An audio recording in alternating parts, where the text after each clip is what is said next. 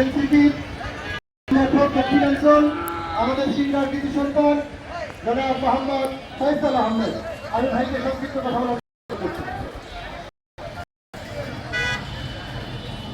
আসসালামু আলাইকুম। চরম সময়ের মধ্যে দিয়ে আমরা পার করে এসেছি এবং আমরা এখনো যে সময় পার করছি সেটা আমাদের জন্য আমাদের দুর্ভাগ্য। আমরা কিছুদিন আগেই জুলাই শেষ করে এসেছি। আমরা জানি তাজা রক্তের কি মূল্য, তাজা রক্তের মূল্য দিয়ে আমরা এই শেখ হাসিনাকে বাংলাদেশ থেকে বিতাড়িত করেছি।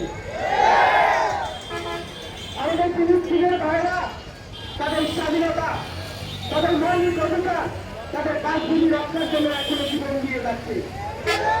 আমরা এই বাংলাদেশে বাস করে আমরা তাদের পক্ষ থেকে ঐক্য প্রকাশ করছি। আমরা মুসলিম দেশগুলোকে বলছি, আপনারা দ্রুত একত্রিত হন, মুসলিম সাম্রাজ্য গড়ে তুলুন। যে ইসরায়েলি বাহিনী আমাদের ভাইদের রক্ত স্মরণ করছে, বুঝ থেকে বোমা দিয়ে তাদের বাসাবাড়ি ধ্বংস করে ফেলছে, তাদের জীবন কেড়ে নিচ্ছে। আপনারা ঐক্যবদ্ধ হন এবং তাদের বিরুদ্ধে কঠোর প্রতিরোধ গড়ে তুলুন। পার্শ্ববর্তী দেশ আমাদের মুসলিমদের প্রতি অত্যাচার অনাচার শুরু করে দিয়েছে। তারা লক্ষ্য আইন বাতিল করে দিয়েছে। তারা মসজিদ মাদ্রাসার জায়গাগুলো পরিচিতভাবে হরণ করার চেষ্টা করছে।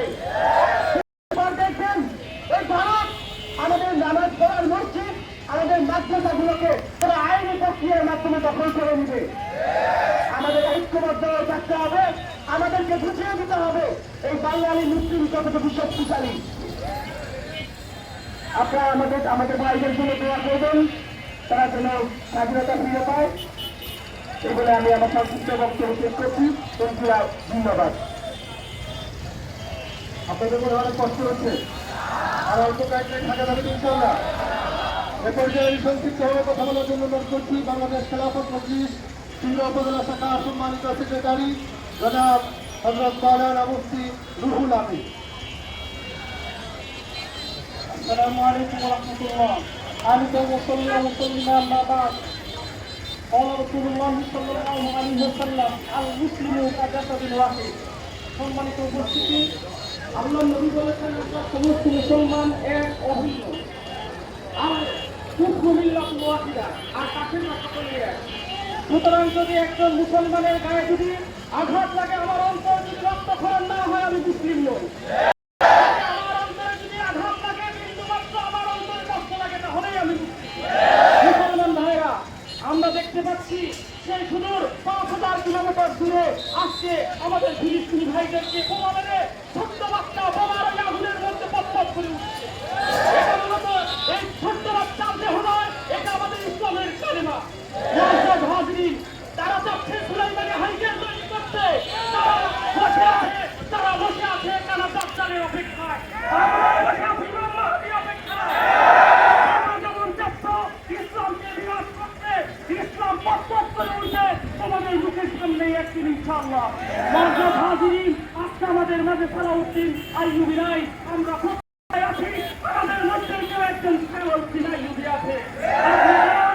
এই বাংলাদেশ থেকে লাভ উঠুক, এই বাংলাদেশ থেকে গর্জে উঠুক, পুরো বিশ্বে ইনশাআল্লাহ মুসলমানরা পতাকা তুলবে ইনশাআল্লাহ।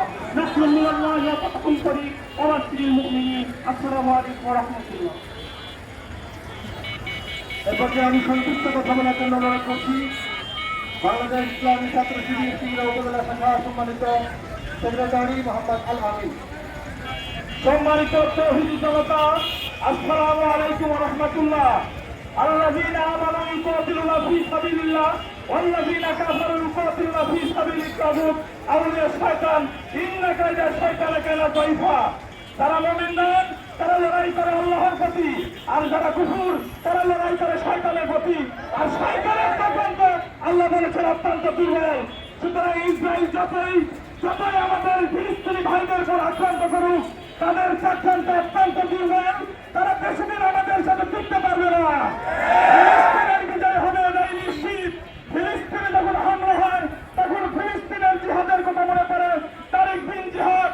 আমরা চাই ফিলিস্তিনে সেই তারেক বিন জিহাদ, সেই আরেকটা ফিলিস্তিনের দিক, এবং আমাদের পার্শ্ববর্তী রাষ্ট্রে ভারত যদি মনে করে বাংলাদেশকে আবার আরেকটি গাজা পরিণত করে, তারা বেকার স্বর্গে বাস করছে।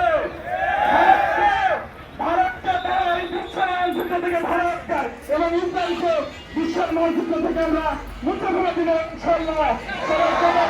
জানিয়ে আমার বক্তব্য এখানে শেষ করছি। আমার তৌফিক ইল্লা বিল্লাহ। আসসালামু আলাইকুম ওয়া রাহমাতুল্লাহ।